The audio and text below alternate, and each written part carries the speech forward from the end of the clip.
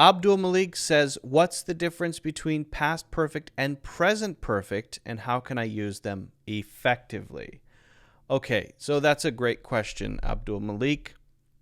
And I think to answer it correctly, we should probably write a few things down.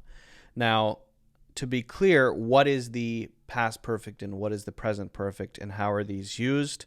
If you want to learn this in a lot of depth, I would strongly recommend checking out my courses, either the English Grammar Complete course or the Master Native English course. Those two courses cover it pretty extensively, but we can go through a few.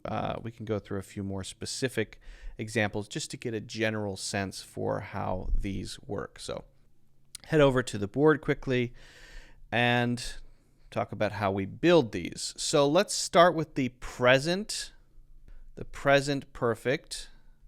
And generally this is subject, I, you, he, she, it, plus have or has, plus, let's call it the past participle, PP, I'm going to write PP, and then we'll talk about what can happen after that. So an example of this would be, I have seen it. Okay. Or she, have or has. Has to agree. So the have or has depends on the subject. She has. Now in this specific case, we're following this with the thing that we're talking about. This would be the object, right, of the verb. But it doesn't have to be that way. We can also use a variation of this, which has, for example, an ing. So that's followed by what we would call a gerund. All right, so we, have or has, have been, and then here we'll put an ing verb. Now, if we use the ing verb, or what's called the gerund, after this past participle, then this has to be been. If we don't use it, and we have here, for example, the object of the verb, then it can be any other verb, right? The past participle is a special form. I have given, I have taken, I have eaten, I have been, I have seen, I have done. All of these are the past participle. Sometimes the past participle is the same as the regular simple past tense, and sometimes not. Okay, we have been working together, and usually this is going to be about time. Often this is about time. It doesn't have to be, but it's often for time. We have been working together for 30 years. Okay, so that's a long period of time. This is actually called present perfect progressive with the ing, and it's a little different because it always has been, whereas with the others we have, say, I have seen it, then we could say seen it, I don't know, 3 times.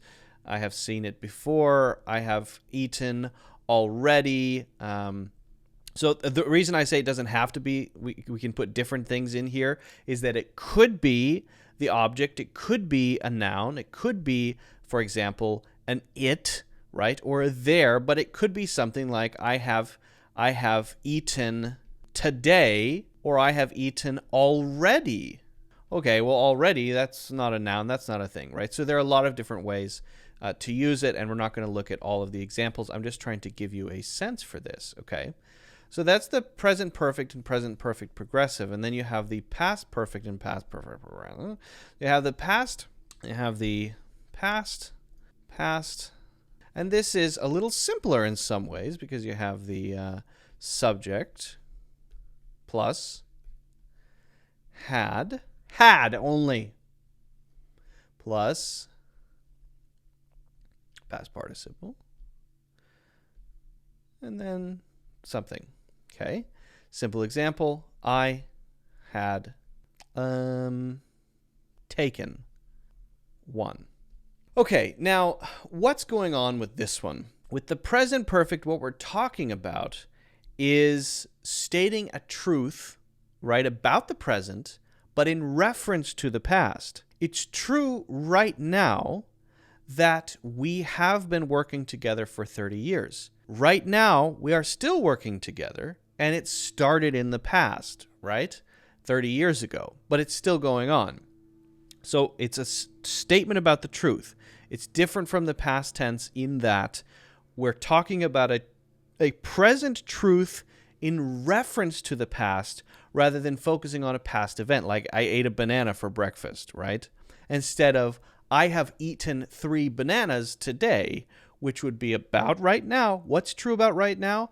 I have eaten 3 bananas in reference to the past because all of those 3 happened today. I ate one at 6 in the morning, 10 in the morning, and 11 in the morning. It's a weird thing to do.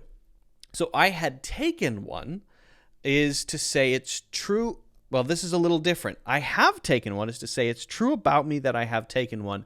Forget about when it happened, right? I had taken one. Now, past perfect tense usually is going to be in reference to another past event. So if we have a timeline here, right, then I'm talking about when yesterday I took the second one. Now this is now, right? And I'm referencing this first one. Maybe I'm talking about a medication that I take, right? So I take a pill here at 8 in the morning, and I take one here at 6 p.m., right? So I'm referencing this time. I'm talking about this time, but this is not right now. This is yesterday at 6 p.m. Now is noon today. This is yesterday at 6 p.m. And then when I say I had taken one, now I'm talking about this past event before the past event I'm talking about. I had already taken one. I had taken one already. Okay, so this is the second one I'm taking. I had taken 3 already. So that means I'm now talking about the fourth one. If I had taken 3 already, I'm talking about yesterday when I took the fourth one, right? Does that make sense? So there's 1, 2. Then I would say I had taken 3. 3. Okay, so when we talk about the past perfect tense, the basic structure is the same. The difference is with the present perfect, we're referencing now and then focusing on the past in reference to now. And past perfect tense, we forget about the now and we reference a past period of time or a past event before another past event. Got it? Now, if we want to, we can use the past perfect tense to talk to be. We can make the past perfect tense also continuous. We can say she had been taking 3 per day. Okay. Now, let's just say this is a multivitamin, okay? Now, the question is she taking 3 per day still? The answer is clearly no, because if I want to say that she's continuing to take 3 per day, then I will use the present perfect tense. She has been taking 3 today. She has been taking 3 per day. Is she still taking 3 per day? Yes. Will she continue? Yes. Okay. But she had been taking 3 today is now suggesting that at some point in the past, she stopped taking 3 per day for some reason, right? So here's a continuous thing, 3 per day, 3 per day, 3 per day, 3 per day. And then this is last month. This is the 13th of last month. And on this day, on the 13th of last month, she decided to stop. And on this day, she said no more. Maybe she was having a bad reaction to it. This multivitamin was causing her to have superpowers, and other people were jealous. And so she decided to stop taking it. Okay. So she had been taking 3 per day of this superpower multivitamin and then decided to stop on the 13th of last month. Now she's not taking it at all. So our reference point is a past point, and that's the reason that we use the past perfect tense, not the present perfect tense. Okay?